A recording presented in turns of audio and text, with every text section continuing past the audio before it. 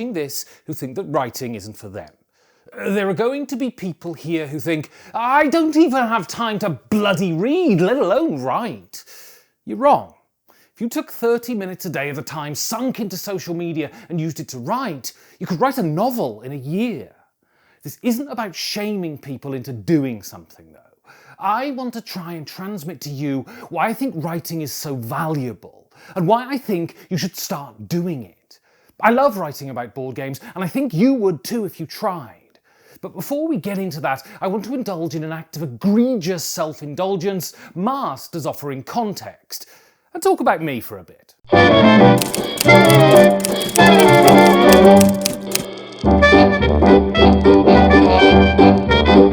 the age of 32, I'd completed one piece of writing. Of course, that's not strictly true. I'd written stuff for school and college, but that arid shit doesn't count. This one piece of writing was an essay, written from the point of view of a prudish British person on the Teutonic proclivity for nudity. It was butchered and then published in Vienna's English language newspaper. I was living there at the time. Then I didn't complete anything else for another 5 years. Not an essay, not a story, not a poem. My first piece took me 27 years and my second 32. This is probably unremarkable for most people. I'm sure the majority of people glide serenely through life, never touching pen to paper for pleasure. Not me, though. Up until that point, I'd written all my life, half-finished sketches, first chapters of novels, headless stories, mostly built but never given the spark of life. If I hadn't thrown them away, you'd be able to trawl through piles of A4 notebooks, all polluted by my indecipherable scrawl. A grand testament fashioned out of pulped wood to fecklessness and insecurity. Evidence that I'd never sat down and actually completed something. Why, though? The funny thing is, I've always known. It's something to do with your station in life.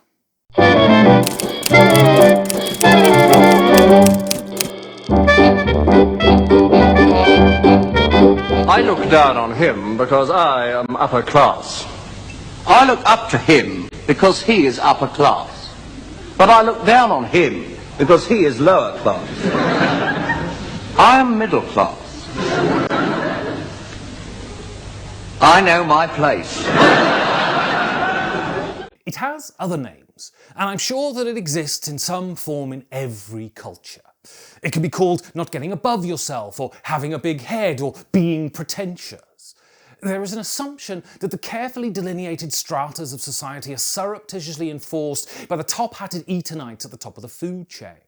But whether it be middle-class etiquette, upper-class propriety, or salt-of-the-earth groundedness, we are so often held in place by the people who love us most.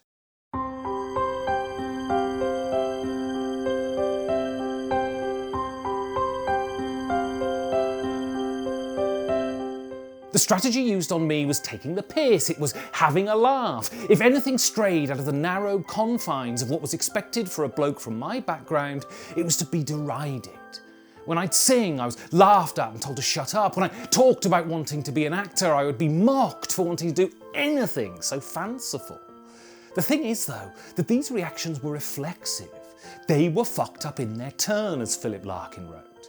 They had no option but to react this way. And these little lesions on your ego stay with you. But when I look at the real evidence, my father's inevitable floods of tears whenever he saw me on stage, my mother's wide-eyed surprise when I sang a solo in the school production, even though she'd heard me sing 1,000 times, it made me realise that they didn't want to jeer. They didn't really want to keep me in my place, but what chance did they have when it was their life too? We don't know ourselves when we're young. That's why the Jesuits are so keen to get us then. We are all too willing to believe that people tell us about ourselves, and even if we, on the outside, disregard them, they wiggle around our subconscious and paralyse us when we try to work. It's why it took me so long to complete a piece of writing. Whenever I'd start to scribble, a faint voice would whisper, "This isn't for you, you know. Stick to your own kind." It's still there too, that little voice. It's just my bloody mindedness has grown greater than my doubt. Not by much, but greater. It's called imposter syndrome now. It's been characterised as that feeling that you're not good enough. That was never an issue for me. I am blockheadedly proud of the work I do, without any good reason to do so, by the way. So much about being what you want to be is just assuming the identity, and that has always been hard for me, because I've always felt an imposter in a more sophisticated world, that I'm just some council estate scumbag, and that I don't deserve to mix in circles of those born rich enough to be able to be writers. That always paralysed my pen back then, the thought yelling at me from the back of my brain. The only reason that I've been able to complete anything now is that I've realised that the scratch of the pen on paper is louder and can drown it out.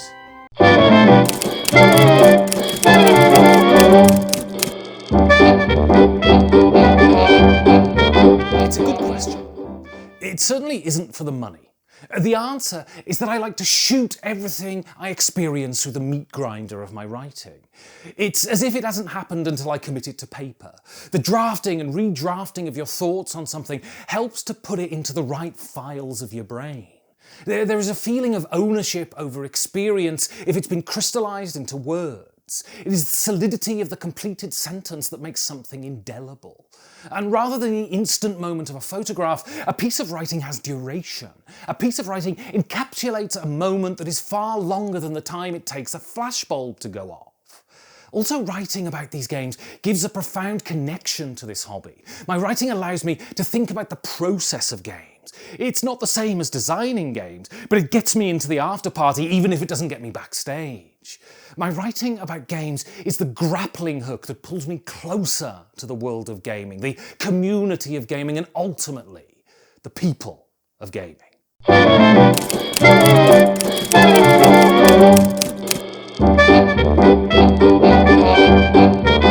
those still watching, I've got here eventually. I'm not the quickest, so I always like a run-up at things. So a lot of people may think that they write every day, but, and I can't stress this enough, social media is not writing. This is why social media is so compelling, why it's so successful, and why its cancerous tendrils have started to rot our society. Social media is speaking. It's just that you use written characters instead of sounds. The spontaneity, the brevity, the reactivity, it all has the characteristics of verbal diarrhea. An insult that mars a person's character or an empty call of support can be fired off with no thought whatsoever. It's not just speaking though, it's speaking without engaging the brain. There is none of the deliberation of writing and all of the instant thoughtlessness of speech. You're blurting out your thoughts, but instead of an idle comment told to a loved one, you're blurting it at the entire internet. I don't think you should be on social media. Well, not as much anyway. I think you should be writing.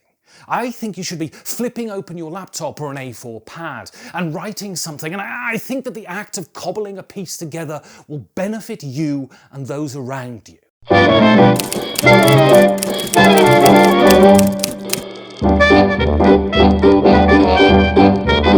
is the community of games that gets its hooks into you. That can mean those real animals you share a space with, or the series of ones and zeros that coalesce into people at the end of a cable. This is why conventions are so wonderful. They are a filling station that you go to top up your love for the hobby. You meet people at demo tables and at food stands, in crowded hotel lobbies and low-ceilinged pubs. You come away from conventions exhausted but hopped up on the realisation that people are great. You settle back into your life afterwards and want to stay connected to that hobby that was delivered in such a concentrated dose at the convention. So you go on Twitter. If you were to take Twitter as a snapshot of the hobby, you would think that gaming was horribly fractured. You would think that there was an unbreachable divide.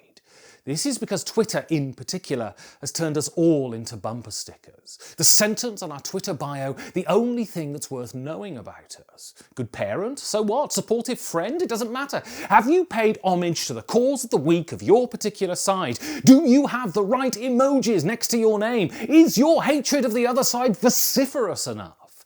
If you answered no to any of these questions, then get out, because we don't need you. We show two faces to the world. One that understands that the real world requires understanding, compromise, and sometimes even biting your lip, and the other face, stripped of all nuance, endlessly searching to harvest little red hearts. Writing can be an antidote to this noxious reductiveness. Writing is a deliberative act. It requires thought and it requires time. More than that, it requires insight. As sentences appear, you take a step back from your id and let a little superego step in. You can start to consider what's really important. There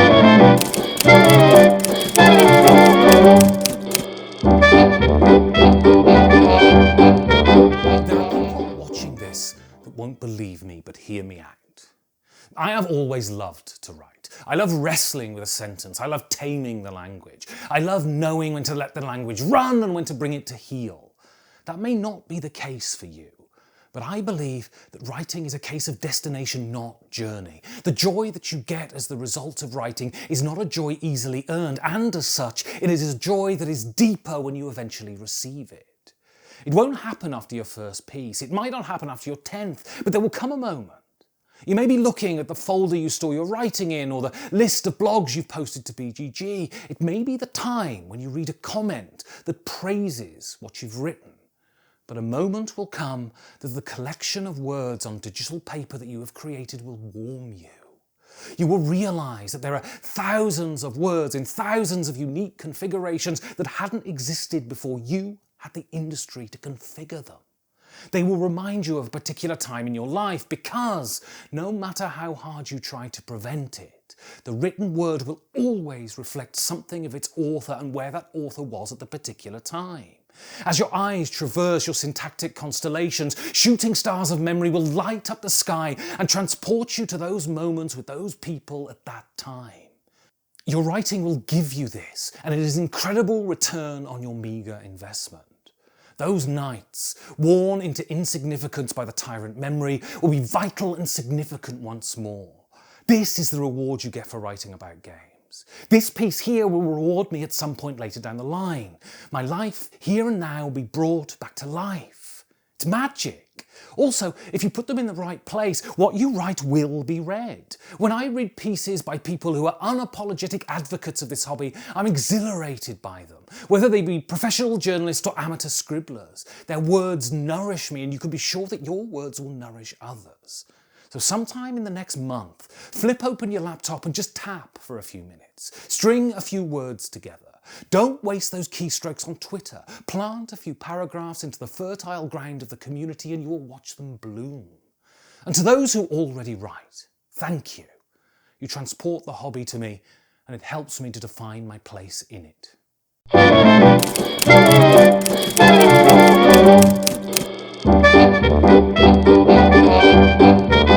Thank you for watching. And if you liked this, you can like it, and even sub if you want. You can buy loads of merch at sirmeeple.com, and if you really like this and want to support the show like these lovely people, you can go to patreon.com/5G4D. Thanks again.